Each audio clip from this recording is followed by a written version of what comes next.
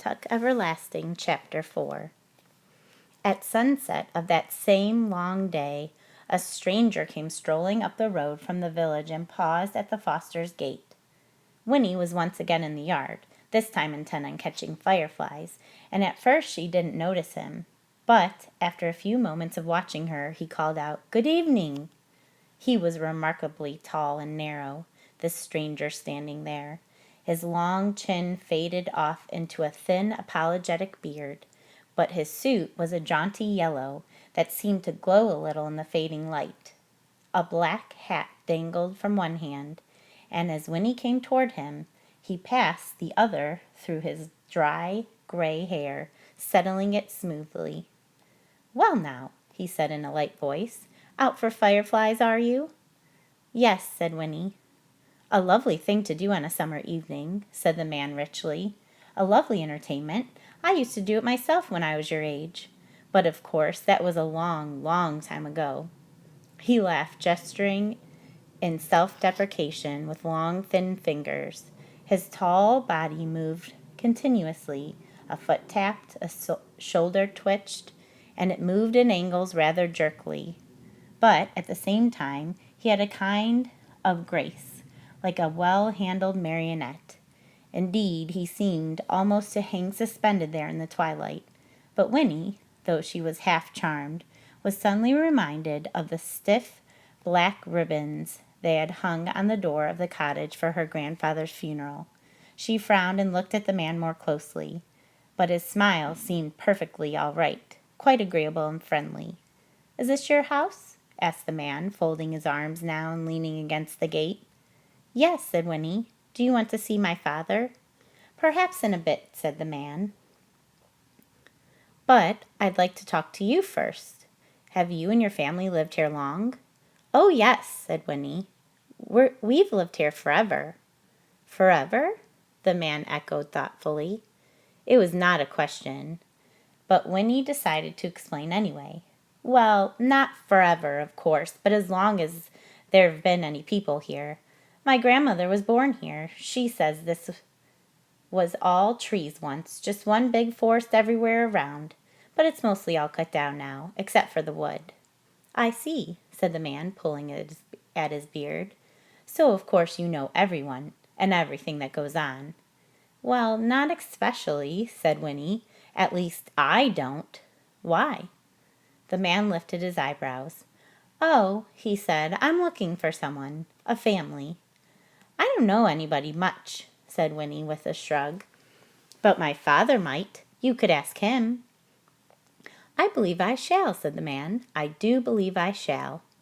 At this moment the cottage door opened, and in the lamp glow that spilled across the grass, Winnie's grandmother appeared. "Winifred, who are you talking to out there?" "It's a man, Granny," she called back. "He says he's looking for someone." "What's that?" said the old woman.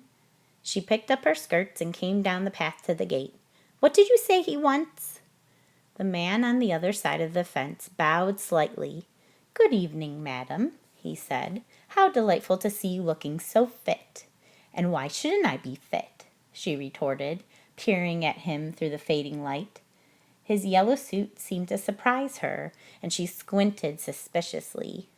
"We haven't met, that I can recall. Who are you? Who are you looking for?" The man answered neither of these questions. Instead he said, "This young lady tells me you've lived here for a long time, so I thought you would probably know everyone who comes and goes."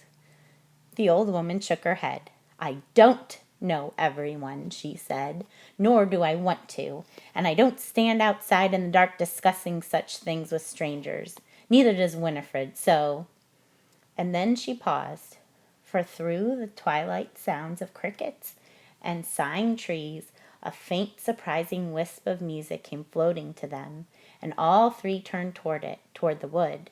It was a tinkling little melody, and in a few moments it stopped. "My stars!" said Winnie's grandmother, her eyes round. "I do believe it's come again after all these years." She pressed her wrinkled hands together, forgetting the man in the yellow suit. "Did you hear that, Winifred? That's it! That's the elf music I told you about. Why, it's been ages since I heard it last, and this is the first time you've ever heard it, isn't it? Wait till we tell your father." And she seized Winnie's hand and turned to go back into the cottage. "Wait," said the man at the gate. He had stiffened, and his voice was eager. "You've heard that music before, you say?" But before he could get an answer, it began again, and they all stopped to listen. This time it tinkled its way faintly through the little melody 3 times before it faded. "It sounds like a music box," said Winnie when it was over.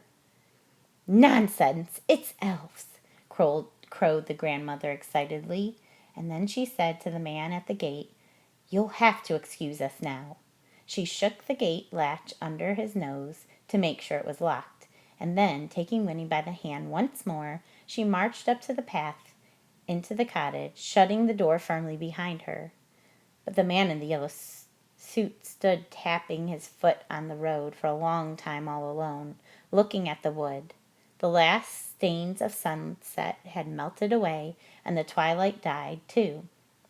As he stood there, through its remnants clung reluctantly to everything that was pale in color.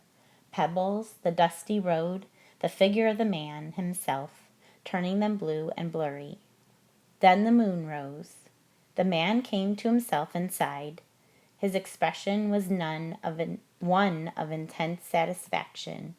He put on his hat, and in the moonlight his long fingers were graceful and very white. Then he turned and disappeared down the shadowy road, and as he went he whistled, very softly, the tinkling little melody from the wood.